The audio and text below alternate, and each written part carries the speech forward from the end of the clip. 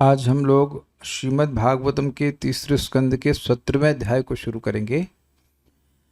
16वें अध्याय के 37वें श्लोक यानी आखिरी श्लोक में हमने ये सुना। क्या सुना था ये चीज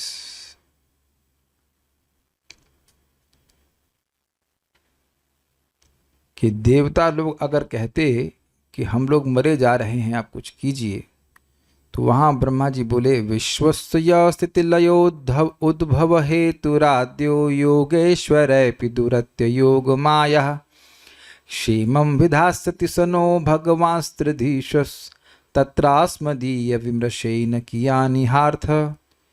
यह जो विश्वस्य अर्थात विश्व के उद्भव यानी कि प्राकट्य, स्थिति मतलब पालन और लय मतलब संहार के हेतु हैं, वह आद्य अर्थात आदि पुरुष भगवान,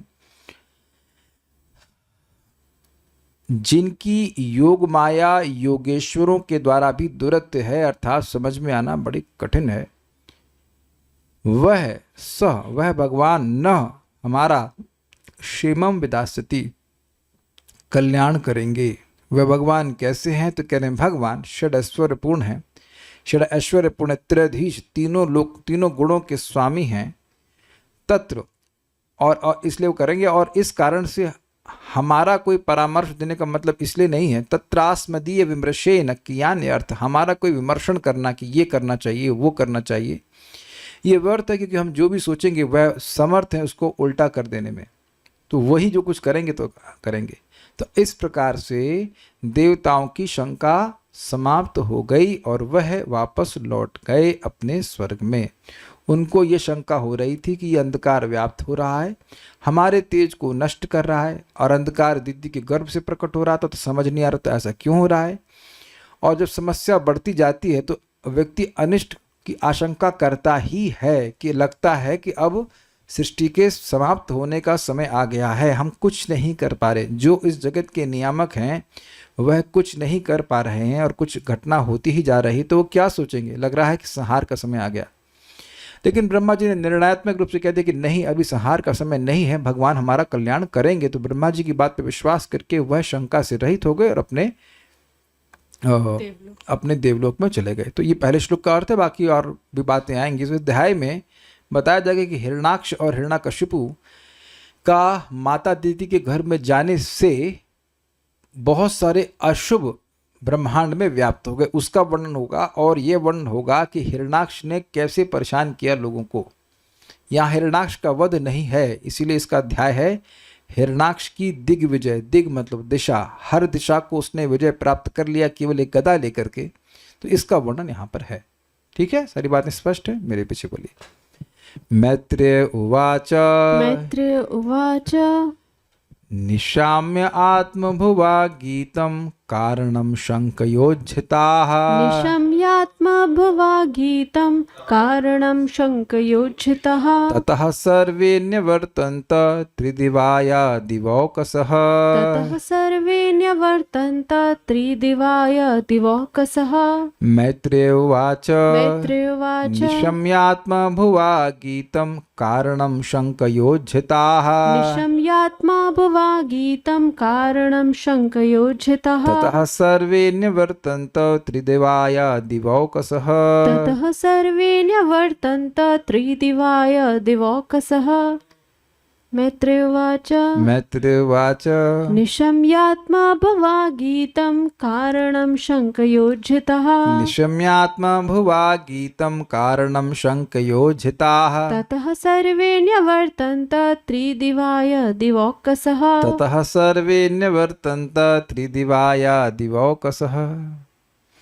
कुछ भक्त लोग इस साइड बोर्ड को ना देखकर पता नहीं कौन सी आकाश बोर्ड को देख रहे हैं, शायद स्वर्ग देखी और देख रहे हैं कि मतलब श्लोक की तरफ देख भी नहीं रहे हैं, हिल भी नहीं रहा है होठ, तो लगता है आप लोग स्वर्ग में जो चले गए देवता उधर देख रहे हैं। आप लोग का मतलब कुछ लोग, सब लोग तो नहीं, लेकिन ये सुविधा दी गई है ताकि आप श्लोक को देख करके बोल सके, है ना। अब हम बोलते बोलते थक गए तो भागवती बोलते हैं।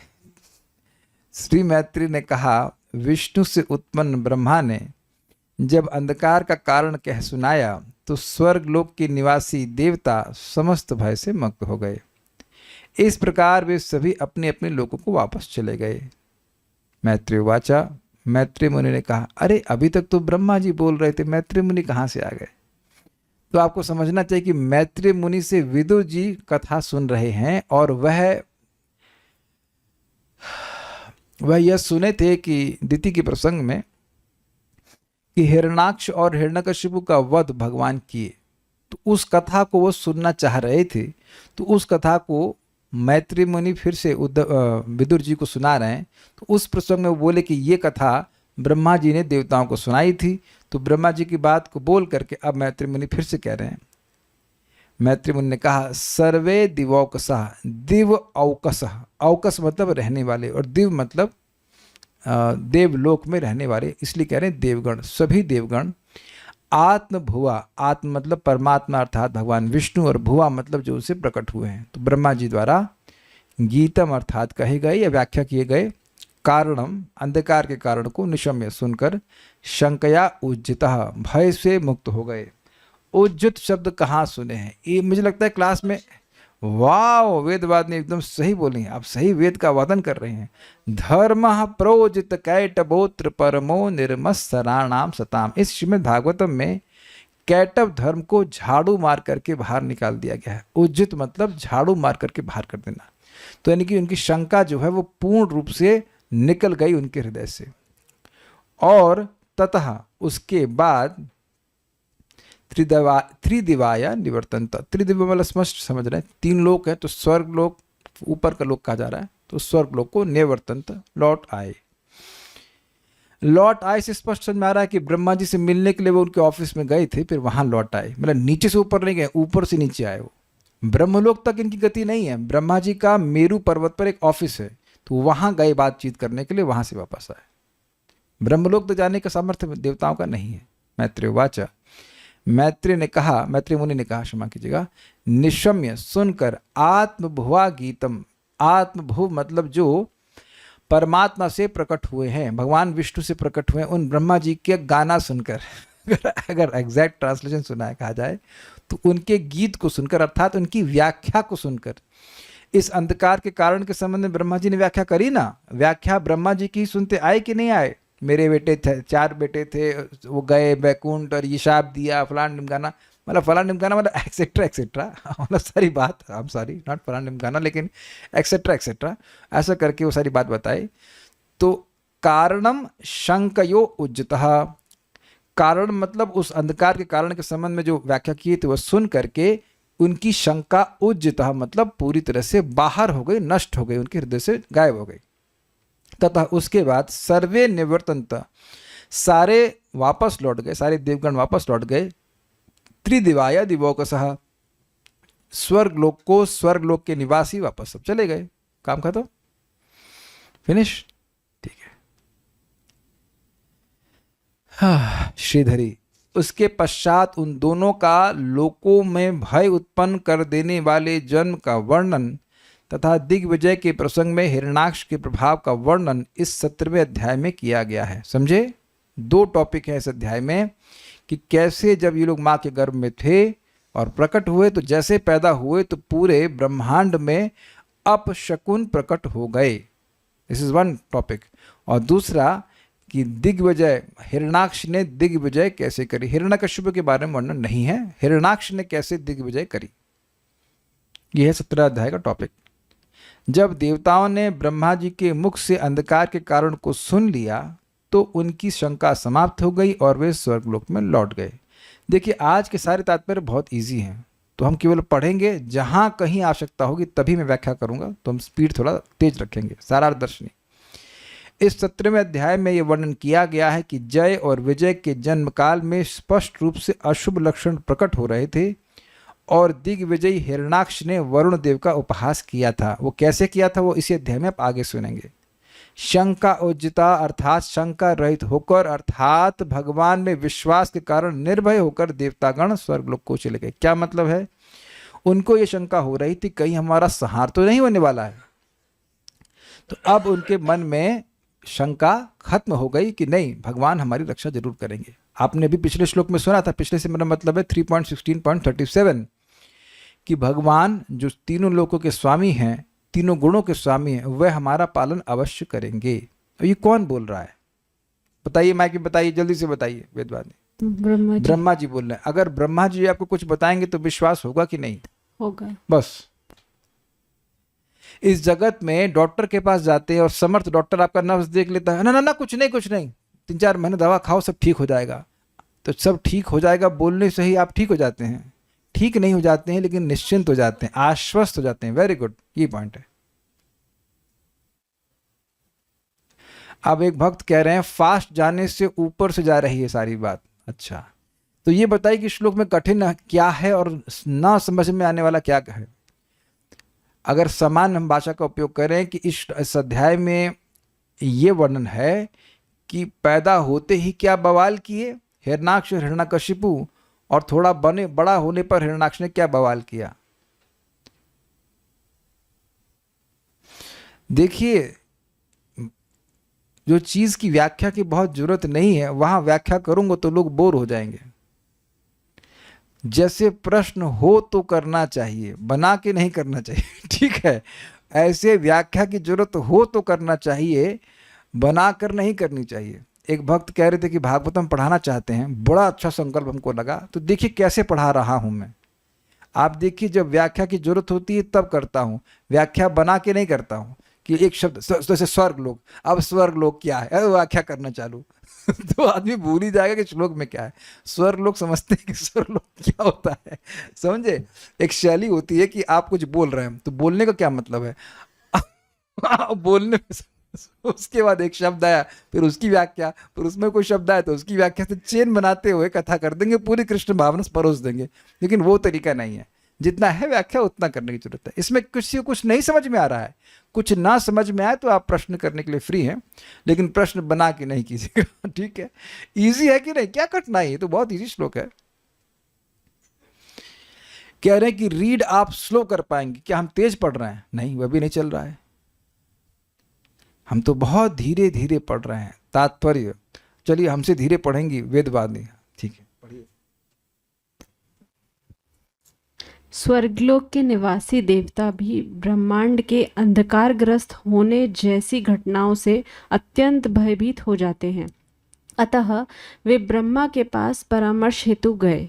इससे यह संकेत मिलता है कि इस भौतिक जगत में प्रत्येक जीवात्मा भय से ग्रस्त है। अब ये बड़ी जबरदस्त बात है। इस संसार में 4 मुख्य कार्यकलाप हैं, आहार, निद्रा, भय तथा मैथुन, और देवताओं में भी भय तत्व विद्यमान रहता है। अब देखिए, इसकी व्याख्या की जरूरत नहीं है, समझने की जरूरत है कि अभी हमने देखा कि सारे के सारे देवता भयभीत थे। तो अगर मैं भयभीत हूं तो मैं आपको निर्भयता कैसे प्रदान कर सकता हूं? श्रीमद् भागवत सुन करके व्यक्ति को निर्णय कर लेना चाहिए कि कौन व्यक्ति अभय को प्रदान कर सकता है।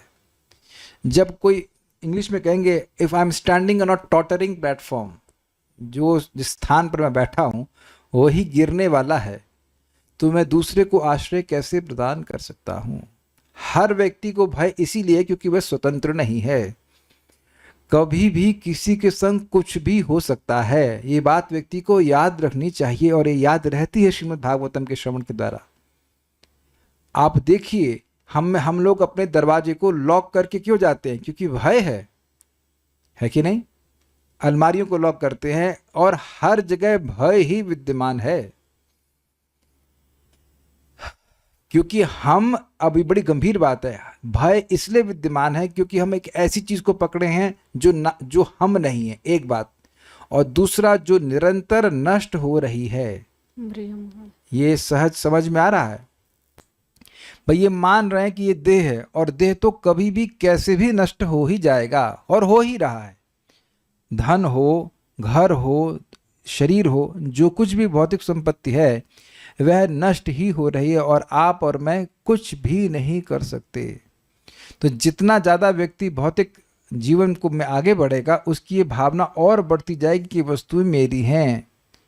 और हम आध्यात्मिक जीवन में क्या समझते हैं? ये वस्तुएं भगवान के द्वारा मुझे दी गई हैं। आज दी गई हैं, आज इनका उपयोग मैं भगवान की सेवा के लिए कर रहा हूँ, इससे मेरा बहुत बड़े भाग्य का निर्माण हो रहा है। हमें कल का कुछ नहीं पता, कल रहेगी कि नहीं रहेगी।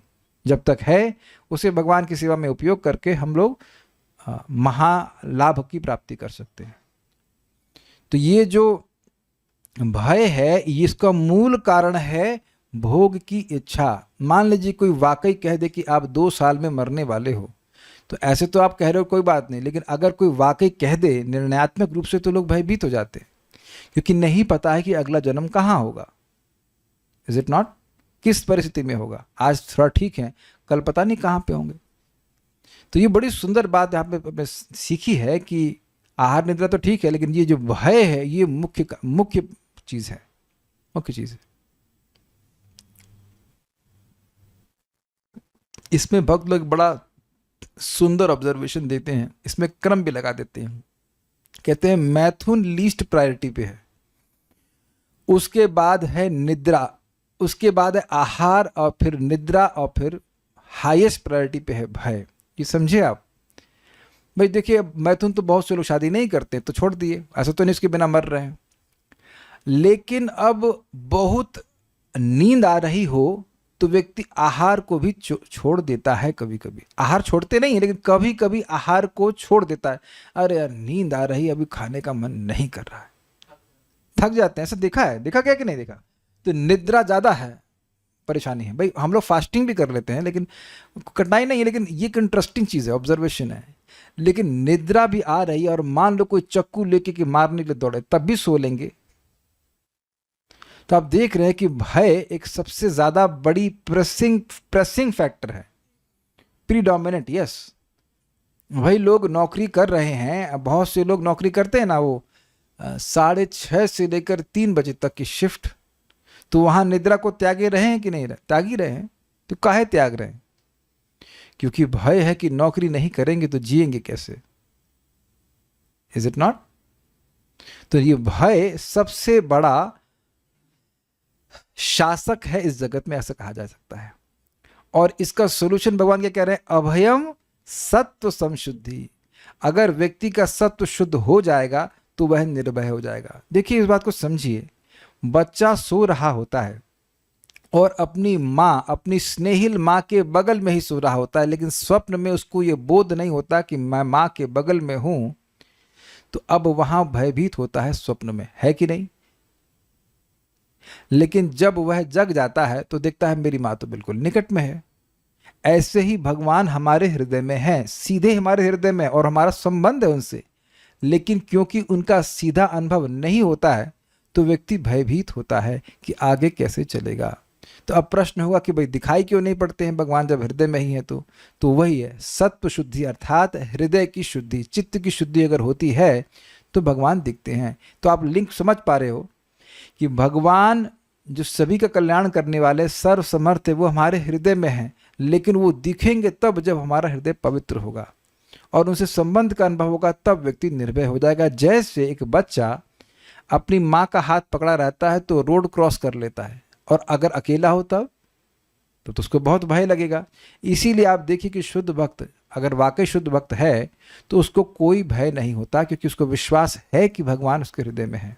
विश्वास मीन्स पूरा मतलब रियलाइजेशन है कि भगवान हृदय में है और वो उसकी रक्षा जरूर करेंगे। जब तक देखिए ये सिद्धांत है, लेकिन हर व्यक्ति को अपने रियलाइजेशन के अनुसार कार्य करना पड़ेगा। आप जंप नहीं कर सकते हो। सिद्धांत तो है भगवान सब हृदय में है, लेकिन फिर नौकरी क्यों कर रहे हैं? तो अभी ये रियलाइजेशन नहीं है। रियलाइजेशन नहीं है तो करिए और भक्ति भी करिए, धीरे धीरे एक दिन रियलाइजेशन हो जाएगा, तब व्यक्ति इस प्रकार के कार्यों को नहीं करेगा। ये केवल टाइम वेस्ट है। लेकिन अब रियलाइजेशन नहीं है तो क्या करेंगे?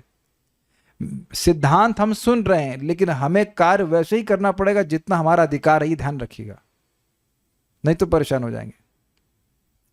लेकिन बात बहुत महत्वपूर्ण है, भय बहुत बड़ा फैक्टर है।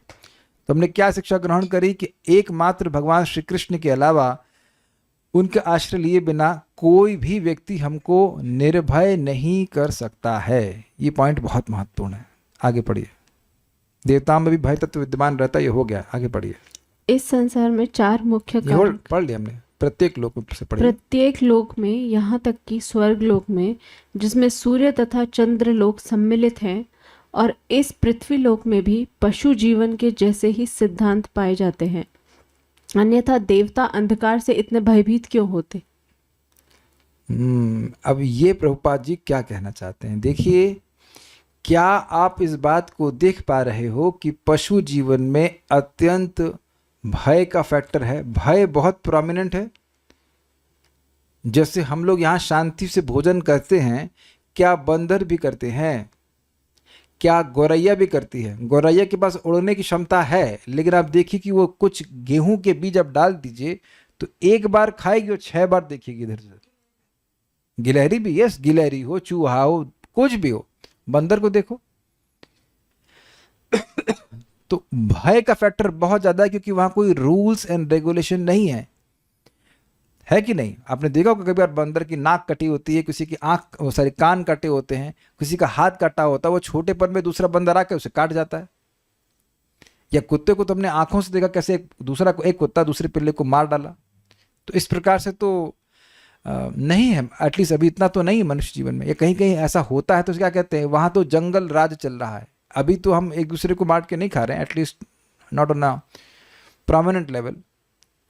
तो ये बात बोल रहे हैं कि कितना अद्भुत बात है कि जितना व्यक्ति भयभीत होगा उतना उसमें पाश्विक प्रवृत्ति मानी जाएगी।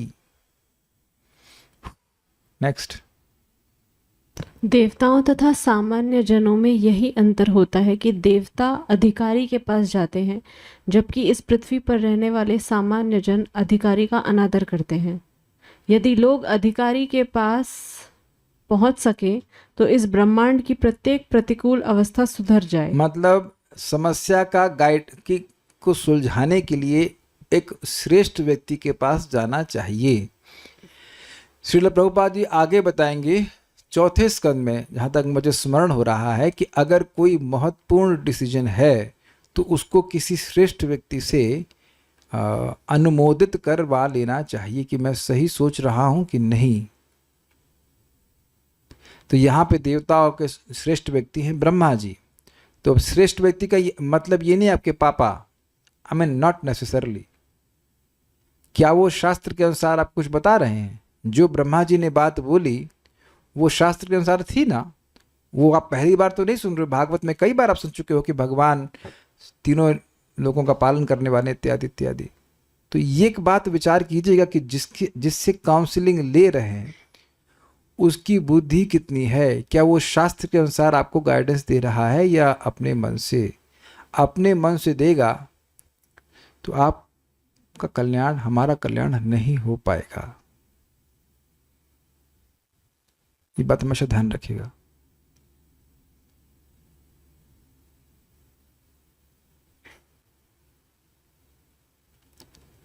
आगे बढ़िए। अर्जुन भी एक सिंपल सी बात, श्रील प्रभुपाद अमेरिका में थे और उनसे पूछा गया कि पाप कैसे समाप्त होगा। किसी को पता है कि क्या बोले Prabhupada ji? It's very interesting कि प्रभुपाद जी ने क्या बात बोली, नहीं पता है। तो प्रभुपाद जी ने कहा प्रसाद वितरण करवाइए। अब ये देखिए कितना फार आउट सॉल्यूशन है। क्या लोगों को खिलाएं? लोग पाप कर रहे हैं, क्राइम कर रहे हैं, उनको खिलाने से कैसे ठीक हो जाएंगे? क्योंकि भगवान का प्रसाद ग्रहण करने से उनकी पाप की वृत्ति नष्ट होगी। सिंपल है कि नहीं? लेकिन क्या कोई प्राइम मिनिस्टर या प्रेसिडेंट आज तक ये सॉल्यूशन किया है? कहीं का भी वो सोच भी नहीं सकते हैं। मारे जा रहे एक दूसरे को। दिस इज क्वाइट इंटरेस्टिंग, नहीं? या लोगों को राम राम जपवाएं, भगवान का नाम बुलवाएं, ऐसा कुछ भी नहीं करते हो। कौन बोल रहा था, हम भूल रहे हैं कौन बोल रहे थे। एक भक्त बहुत अच्छा बोल रहे थे कि कितना कितना पैसा खर्च कर रहे हैं लोगों को नशा छुड़वाने के लिए, लेकिन मंदिर में आते हैं। परम पूज्य वृंदावन चंद महाराज जी बोल रहे थे, आई एम करेक्ट, अभी कुछ दिन पहले। तो कह रहे थे कि मंदिर में लोग आते हैं तो कितना सुंदर संस्कार बनता है कि भक्तों की संगति करके बड़ी आसानी से वह इस शराब आदि से, जो नशे हैं और भी गंदी आदत है, उनसे छूट जाते हैं। तो मंदिर का एक बहुत बड़ा लाभ हुआ कि नहीं हुआ? भगवान के बारे में सुनते हैं, और उसके लिए कितना कितना खर्चा किया जा रहा है, नशा मुक्ति अभियान और क्या क्या नहीं किया जा रहा है।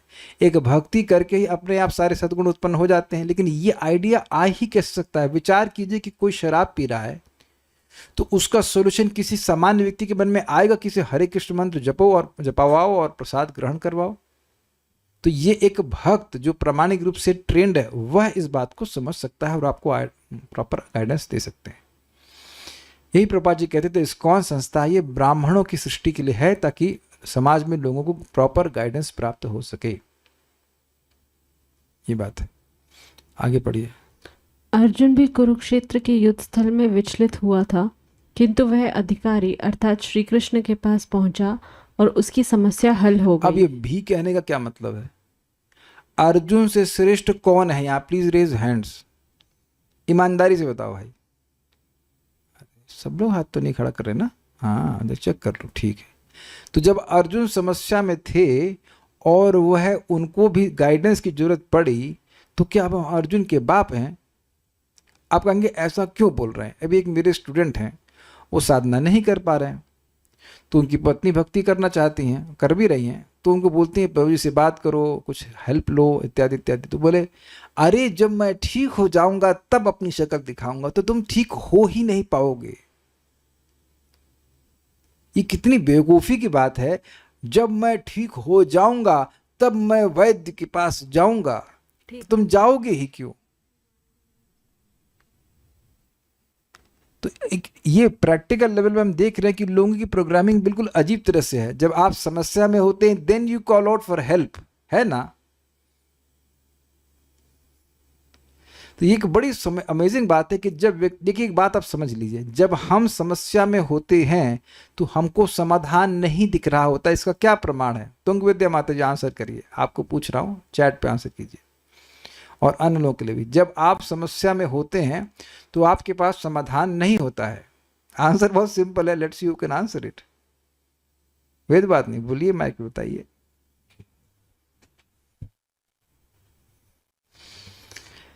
कल्याण प्रभु आप बताइए, माइक ऑन कीजिए। प्रश्न समझ, प्रश्न बहुत ही ट्रिकी है। जब आप समस्या में होते हैं तो आपके पास समाधान नहीं होता है। नहीं होता। हाँ, मुकुंद सेवी ने बिल्कुल सही उत्तर, तभी तो समस्या में है।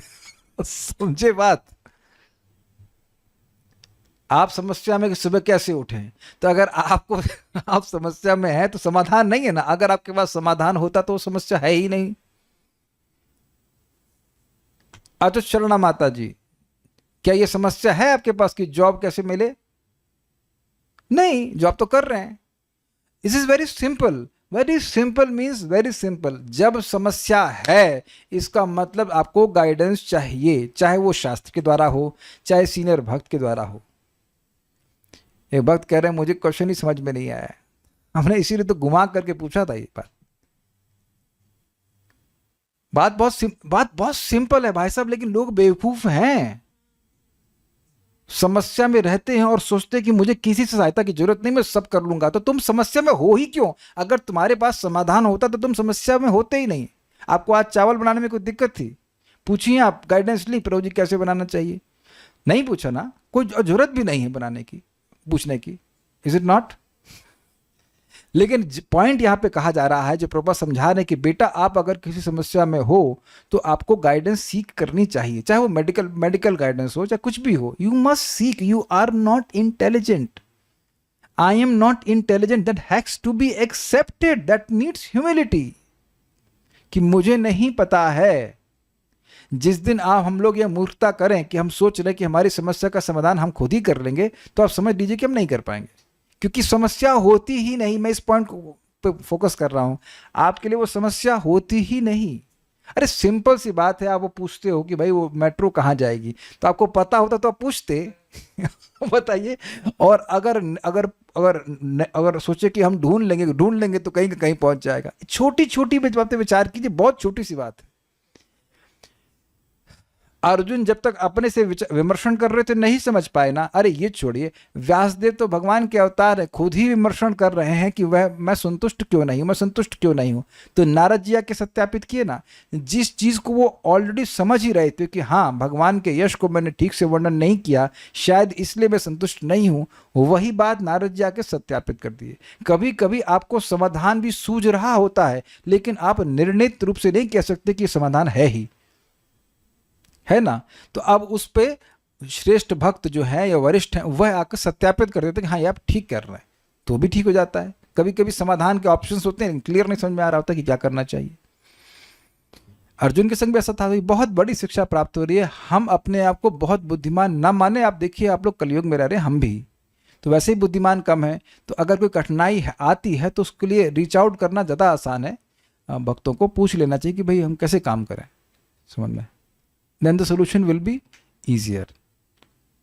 इस घटना से यही उपदेश मिलता है कि हो सकता है कि हम किसी भौतिक परिस्थिति से विचलित हों, परंतु यदि हम ऐसे अधिकारी के पास पहुंच सकें जो समस्या की वास्तव में व्याख्या कर सके तो हमारी समस्या हल हो जाती है।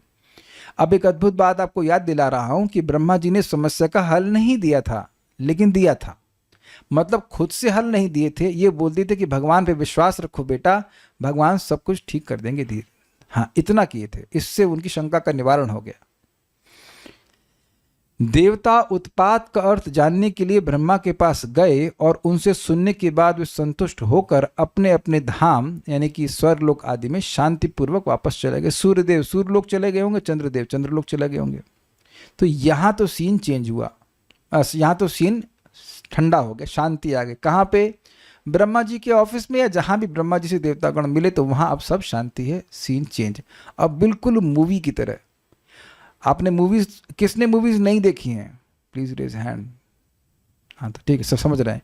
तो आप देख रहे हैं मूवी वाले सब सीन चेंज करते हैं। एक तरफ दिखाएंगे बड़ा इंटेंस, ऋतु शर्मा माता जी नहीं देखी है, अच्छा देख लेना फिर समझ में आ जाएगा, ठीक है। तो अब एक मूवी में आप देख रहे हैं कि अलग अलग सीन दिखाते हैं।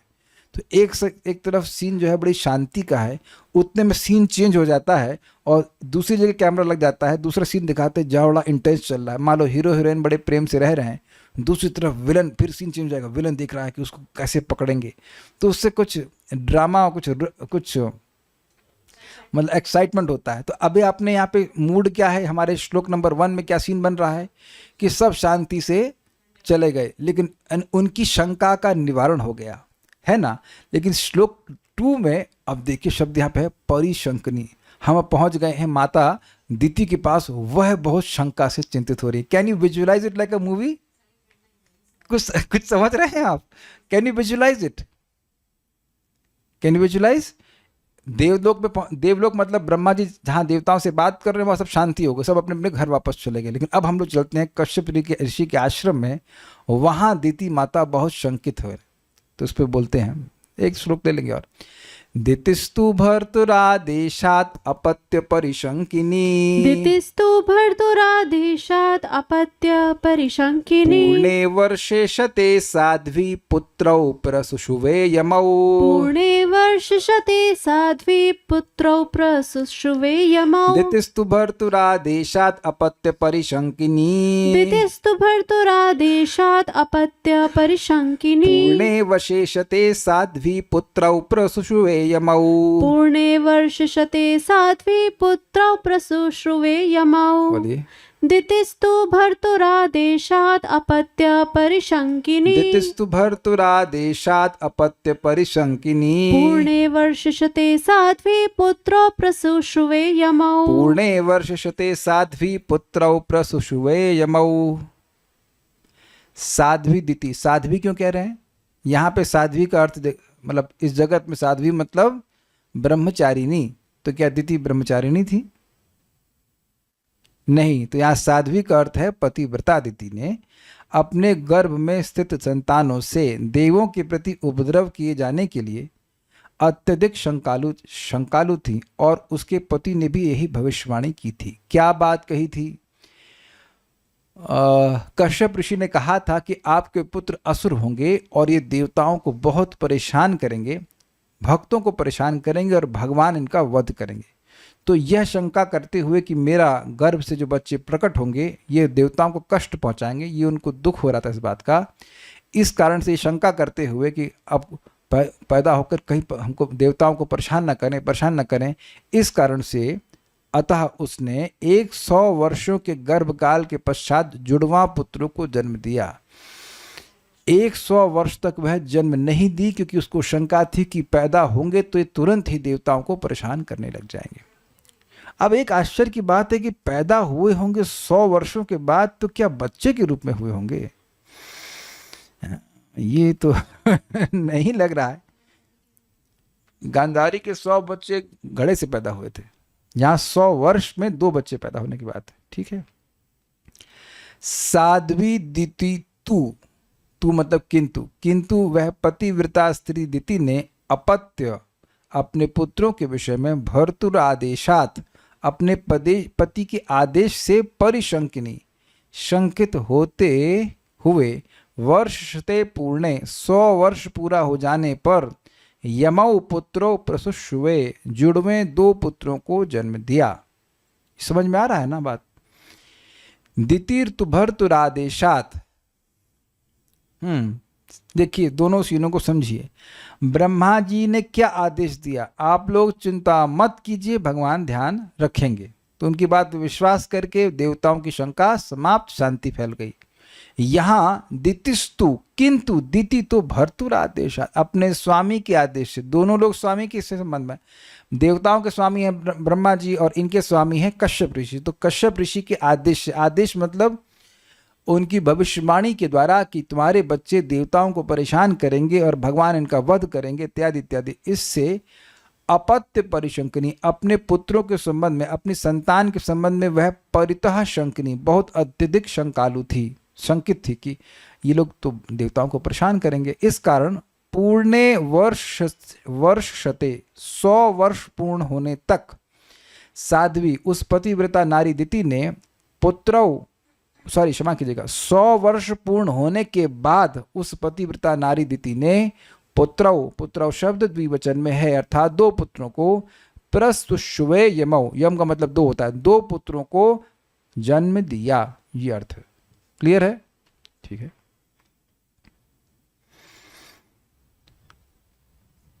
तो कठिनाई नहीं है इसमें।